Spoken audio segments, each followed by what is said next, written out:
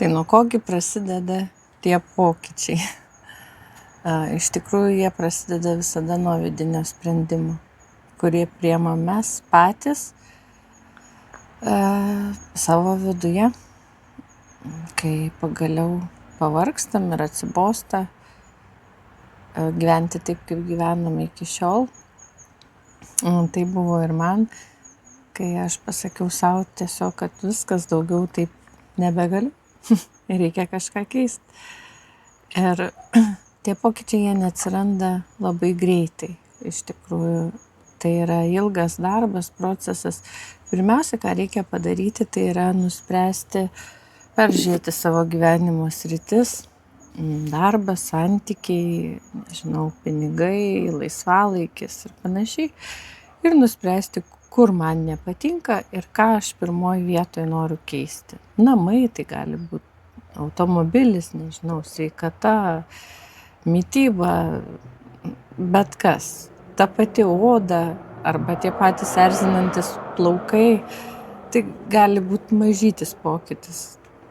Bet kokioj srity. Bet, žodžiu, tarkim, nusprendžiau, savo realų pavyzdį galiu pasakyti, kai gimė 3 dukra ir aš dirbau ilgą laiką įmonėje nuo 9 iki 6 ir galvoju, aš nenoriu būti ta mama, kuri nuo ryto iki vakaro dirba ir nemato savo vaikų ir tiesiog supratau, kad šitas darbas dabar jau man nebetinka. Anksčiau tiko viskas, patiko, dabar jau aš jį išaugau, situacija pasikeitė.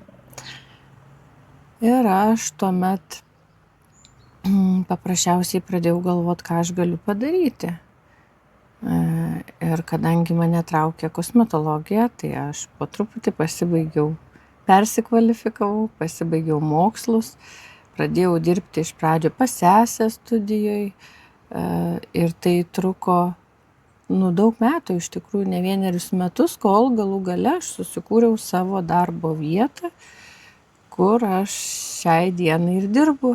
Ir žinau, kad jeigu ateis laikas ir aš pajausiu, kad aš ten nenoriu būti, tai aš priimsiu sprendimą keisti ir palaipsniui viską pakeisiu.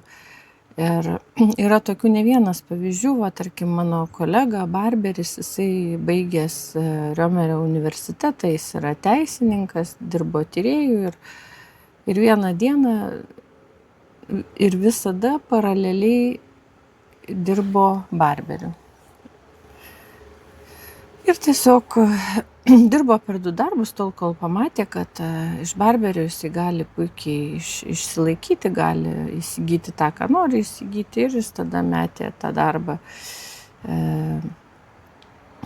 teisinį ir liko prie savo, širdies veiklos. Lygiai taip pat ir aš dariau, viską dariau paraleliai, dirbau vienam darbe ir tuo pat metu kūriau jau savo po truputį naują darbo vietą.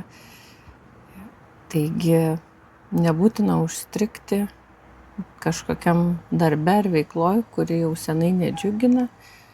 Nebūtina plėšytis per 3 darbus, jeigu trūksta finansų, tikrai galima susikurti tą darbo vietą, kurioje jaučiatės gerai. Ir tą gali kiekvienas, svarbu tiesiog tas pirmas prisipažinimas savo, kad man čia negerai, ką aš galiu padaryti ir pradėti kurti. Juk mūsų niekas nelaiko niekur, iš esmės, nei kažkokiuose santykiuose, kur jau senai nesijaučiate laimingi, kažkokiuose namuose, kuriuose